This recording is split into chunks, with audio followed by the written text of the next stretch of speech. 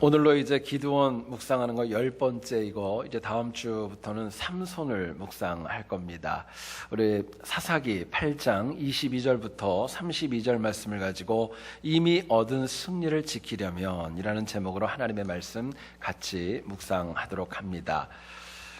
어느 날 하나님께서 인간이 농구하는 모습을 보고 굉장히 재미있어 보였습니다.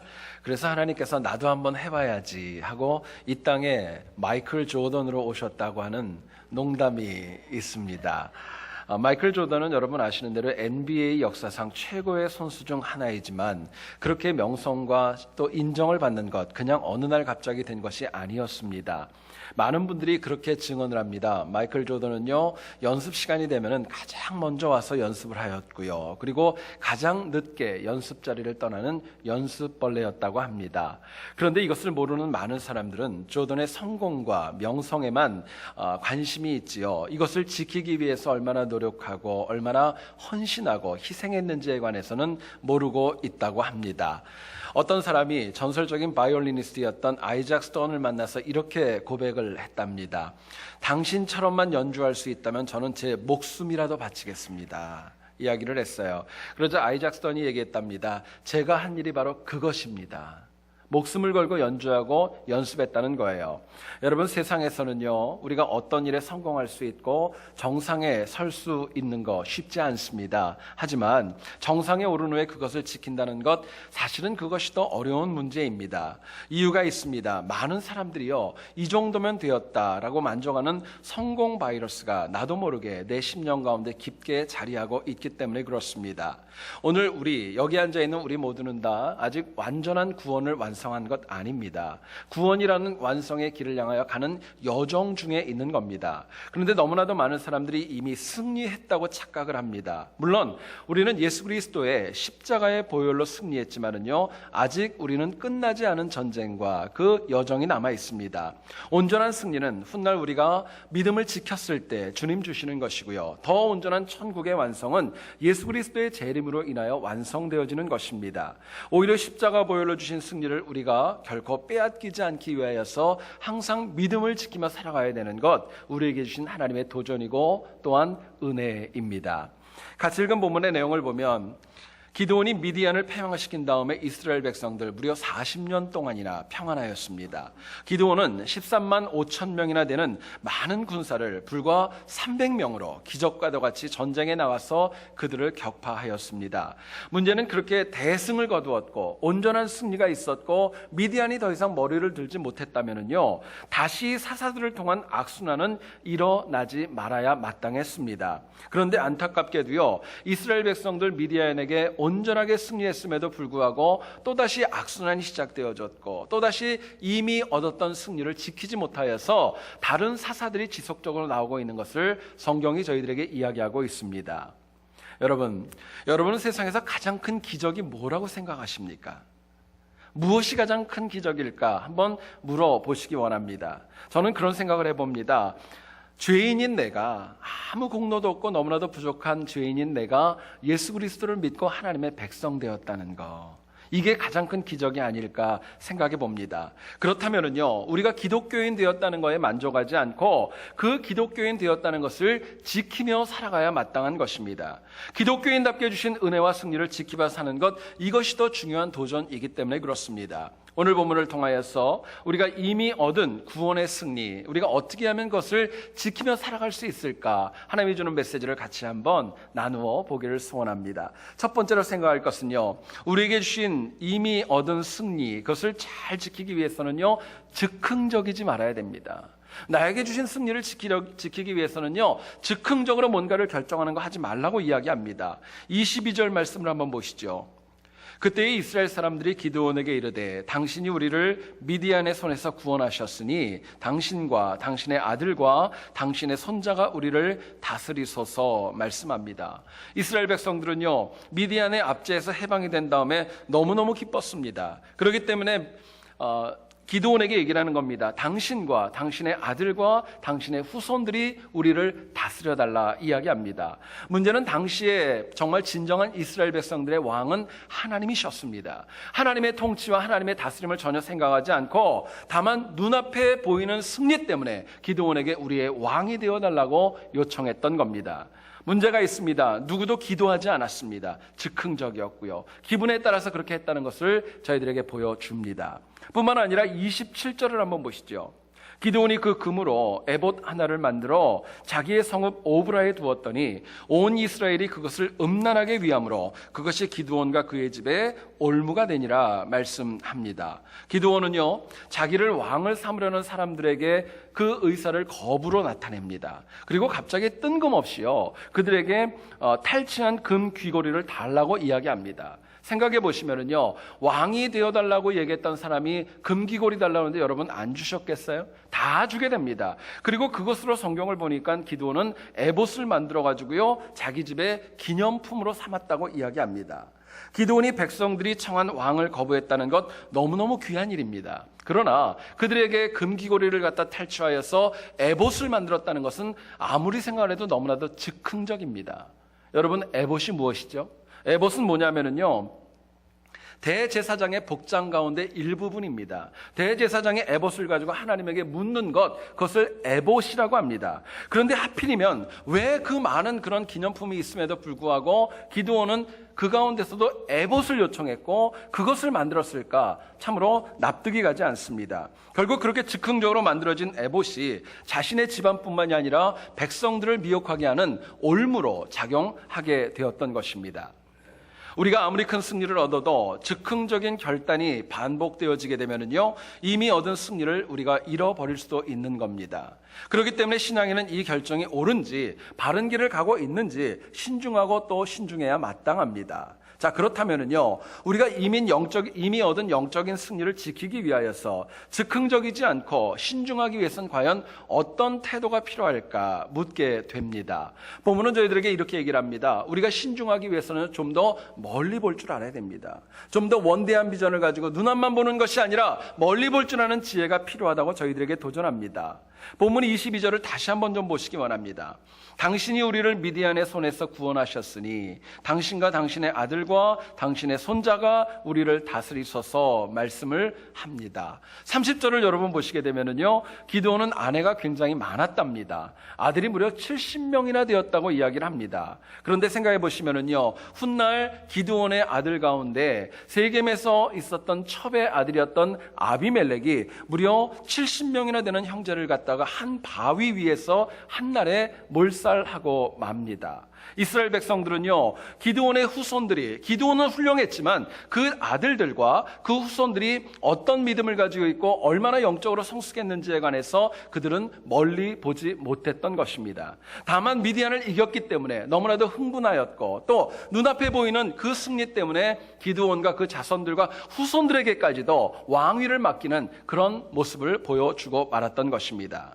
뿐만 아니라 기드온 역시도 마찬가지입니다. 에봇을 만들어서 그것이 과연 어떤 영향력을 줄지 멀리 보지 못했습니다.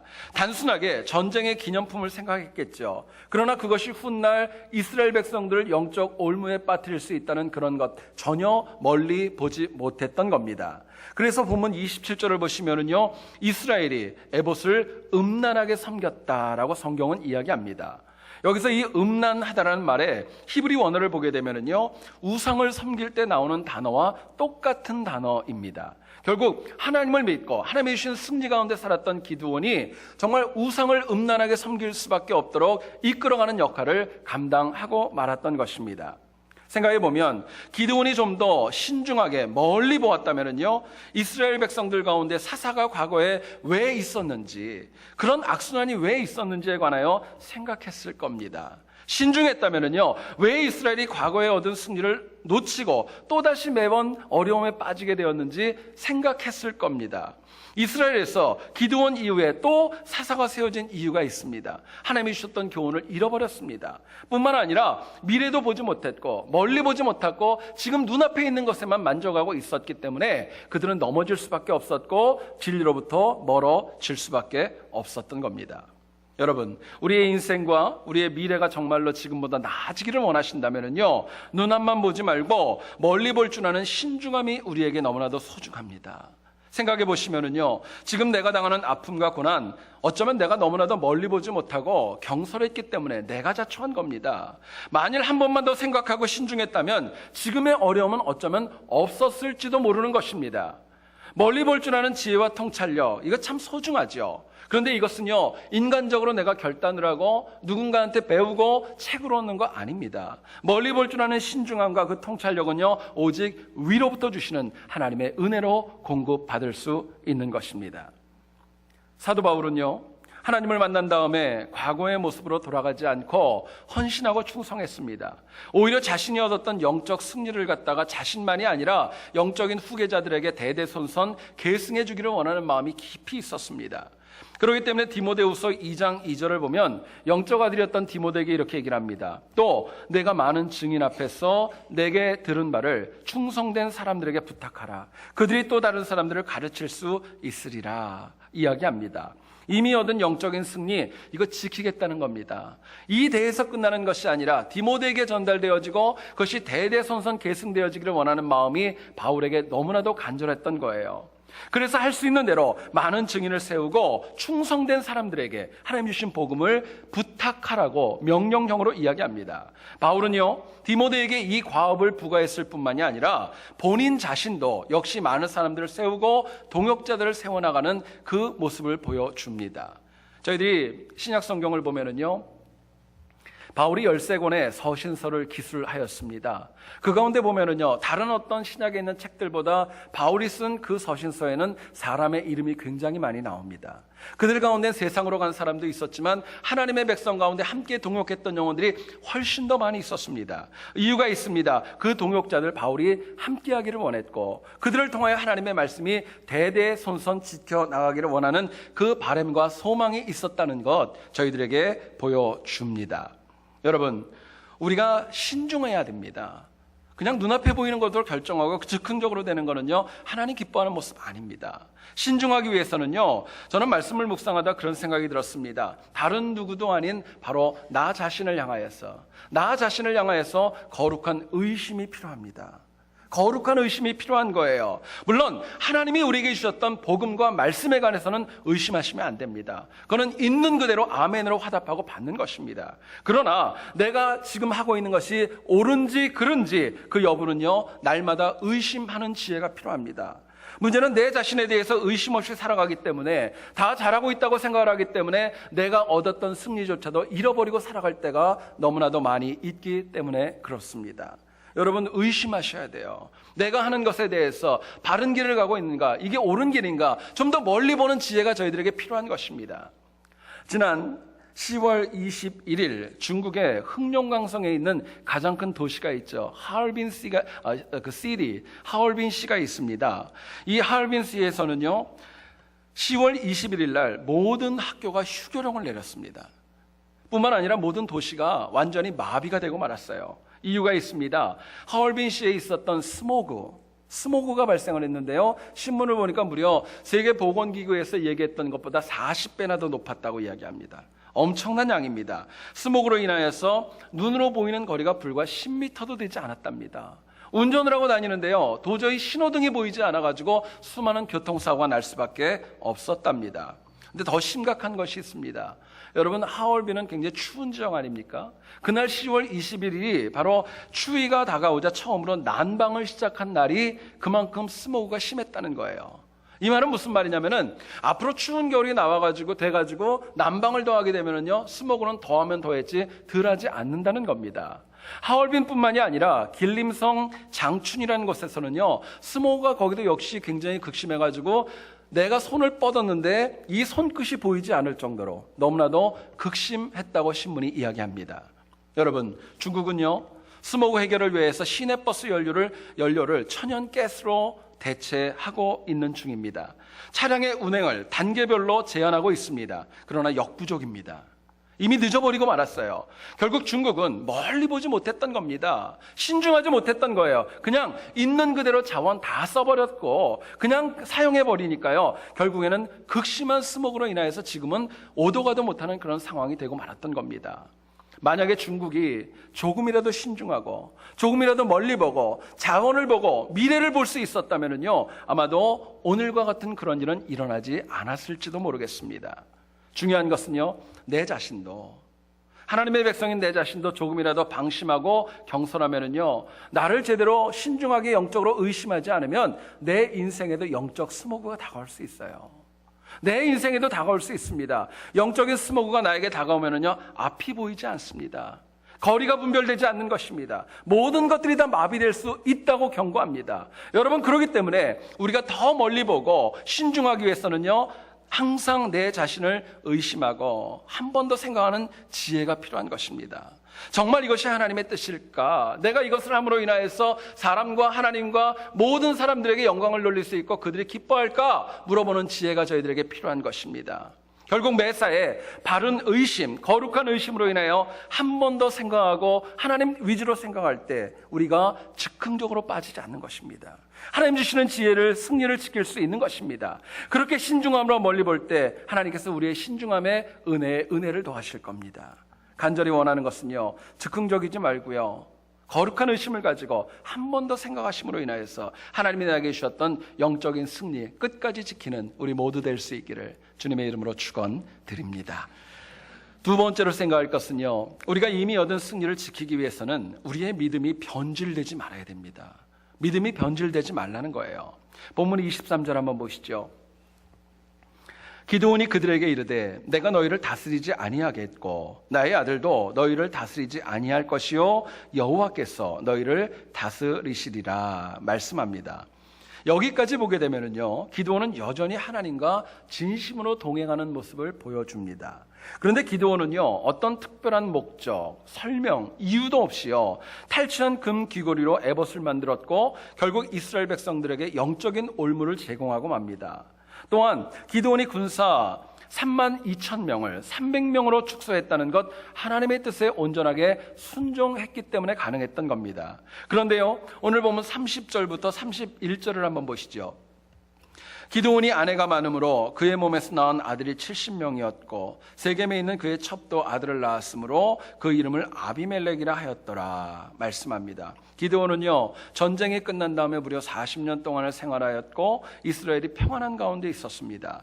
문제는 당시에 40년 동안의 기드온은요, 자기 마음대로 가정을 꾸며나갔던 것입니다. 아내가 굉장히 많이 있었던 것 같아요. 성경은 몇 명이라고 얘기하지 않습니다. 아들이 무려 70명이었던 겁니다. 뿐만 아니라 세겜 땅에도 첩이 있었고 나중에는 그곳에서 태어났었던 아비멜렉이 자기의 아들 70명을 죽이는 그런 참사를 나중에는 발생하게 되게 되는 것입니다.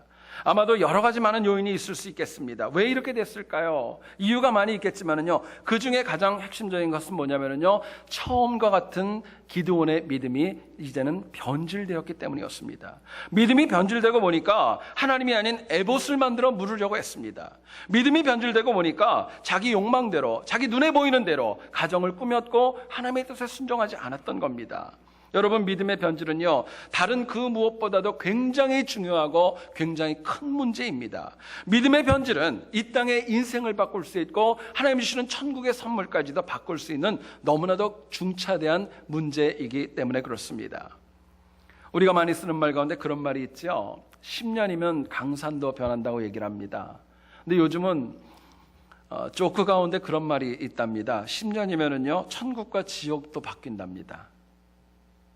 어떤 책을 보니까 나오는 얘기를 소개합니다. 한 사람이요, 지옥에 갔답니다. 지옥에 가보니까 그 지옥의 문 앞에 커다란 팻말에 쓰여 있더랍니다. 공사 중. 공사 중이라고 써져 있더래요. 그래서 이유를 알고 보니까 한국 사람들이 너무나도 찜질방 문화가 발전해가지고 어지간히 뜨거워가지고는 안 되니까 그 온도를 갖다 업그레이드 시키기 위해서 공사 중 그렇게 쓰여져 있었답니다. 너무 진지하게 듣지 마시고요. 조크예요, 조크요. 천국에 갔답니다. 천국에 갔는데도 그 앞에도 공사 중 그러고 기록되어져 있더래요. 이유를 알고 보니까 이번엔 이것입니다. 한국인들이 성형수술을 너무 많이 해가지고 본인 여부를 더 정확하게 하기 위해서 필요한 부서가 필요해서 공사 중이었다는 거예요.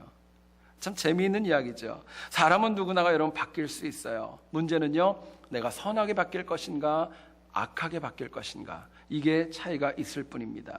인간이 바뀔 수밖에 없다면은요, 선하고 복된 모습으로 바뀌어야 내가 이미 얻은 승리를 지킬 수 있는 것입니다. 특히 다른 것은 다 변해도 괜찮아요.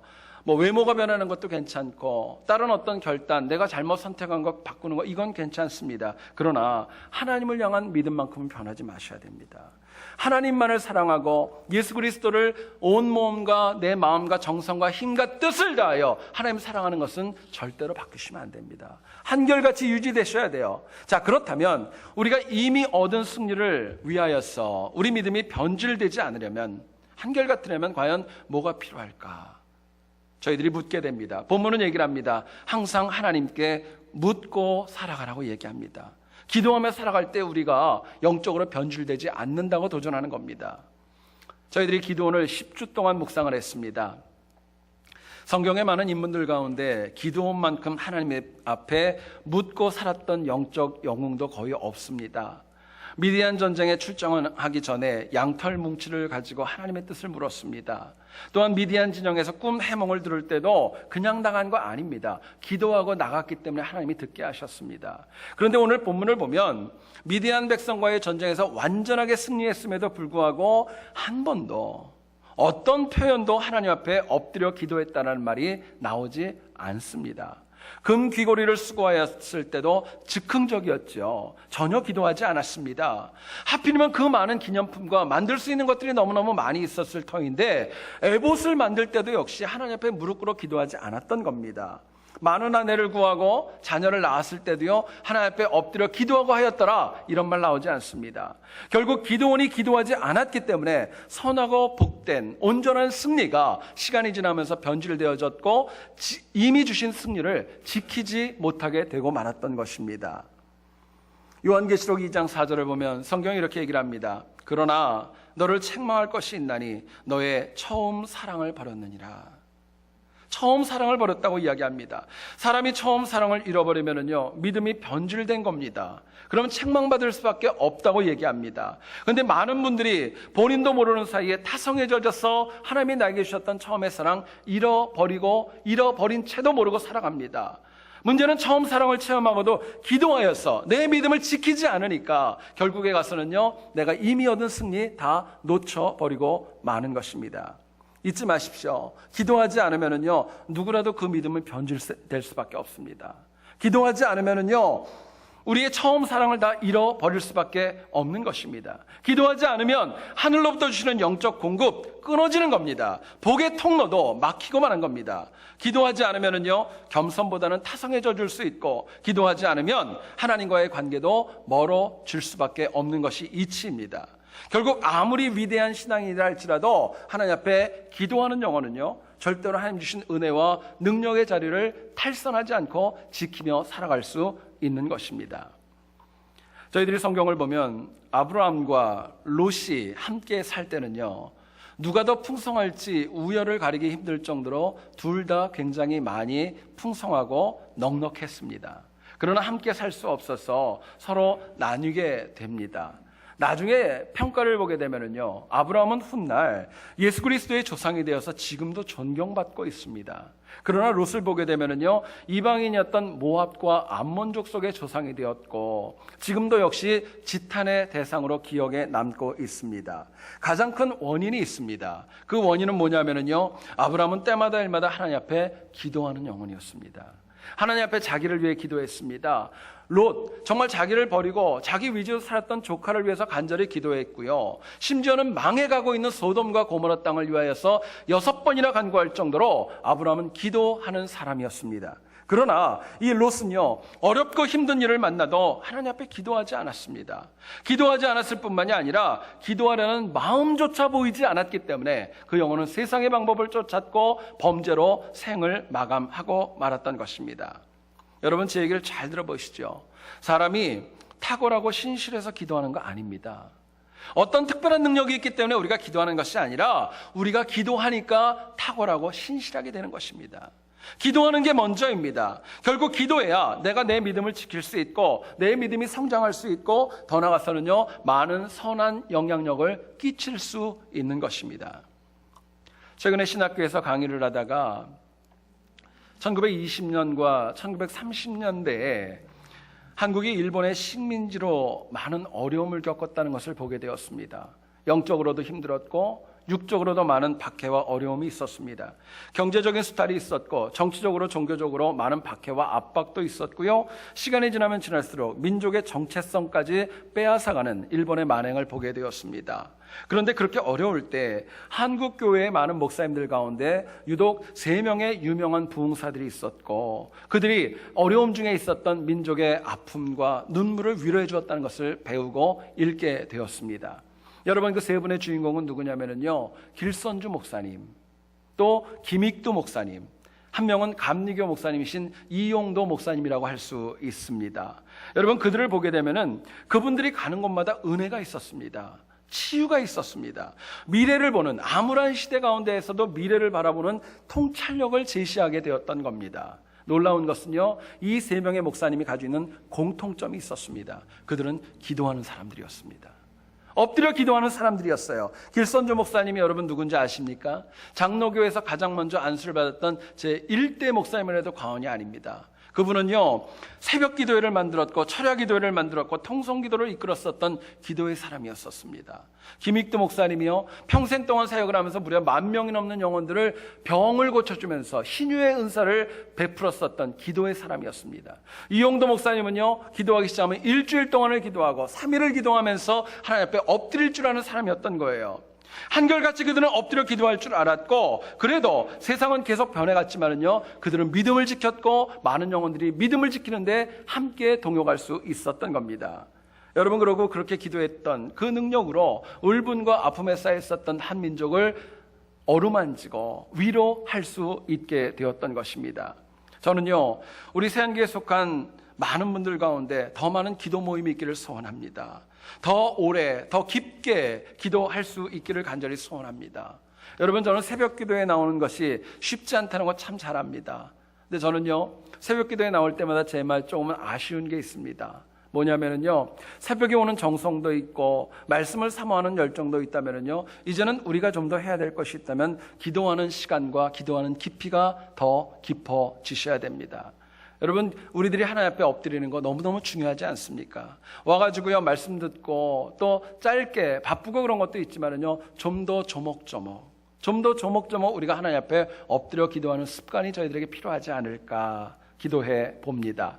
특히 교회 중직자들, 하나님께서 우리에게 주셨던 교회 섬기는 사역을 감당하는 영혼들에게 있어서는요, 더 많이 엎드려 기도하는 시간이 필요합니다. 더 낮아지셔야 되고요, 더 엎드려 기도하셔야 됩니다. 단지 내 기도만이 아니라, 내 가족만의 기도가 아니라 교회 사역자들을 위해 기도해 주셔야 되고, 주변의 환우들과 당회를 위해서 생각하면 생각할수록 기도할 제목이 우리에게 얼마나 많이 있는지 모릅니다. 문제는 내가 얼마나 시간 동안 기도하는가, 이게 중요한 것이 아니라 얼마나 깊게 기도할 것인가. 가장 먼저 내 믿음이 그럴 때 더 굳건해질 수 있다는 걸 마음에 깊이 새기셔야 됩니다. 저는요, 여러분들의 믿음이 날이 갈수록 깊어지길 소원합니다. 흔들리지 않기를 간절히 소원하고 변질되지 않기를 간절히 소원합니다. 이것을 위해서 항상 우리가 하나님 앞에 묻고 엎드리고 기도하는 가운데 우리에게 주신 믿음 지키고 날마다 승리하는 우리 모두 될 수 있기를 다시 한번 주의 이름으로 축원드립니다.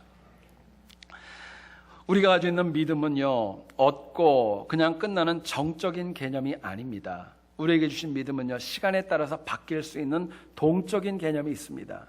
우리에게 주셨던 영적인 승리도 마찬가지입니다. 한 번 이겼다고 끝나는 정적인 개념 아닙니다. 그것을 하나님 나라에 가는 그날까지 끝까지 지키고 유지하는 동적 개념이 더 강한 것입니다. 그렇기 때문에 오늘 본문은 얘기를 합니다. 우리가 항상 신중하게 멀리 보는 통찰력 가지고 어떤 일이 있어도 즉흥적으로 살지 말아서 우리에게 주신 믿음을 지키라고 도전하고요, 또한 깊은 기도를 통하여서 우리 믿음이 어떤 경우에도 변질되지 말아야 된다 말씀합니다. 그러므로 인하여 능력, 예수 그리스도께서 십자가에 돌아가심으로 우리에게 허락하셨던 그 승리, 능력, 그것을 잃지 않고 하나님 나라에 가는 그날까지 끝까지 유지하는 승리가 있기를 다시 한번 주의 이름으로 축원드립니다. 우리 이 시간에 같이 하나님 앞에 기도하고 찬양하는 시간 가지기를 원합니다. 우리 마지막에 했던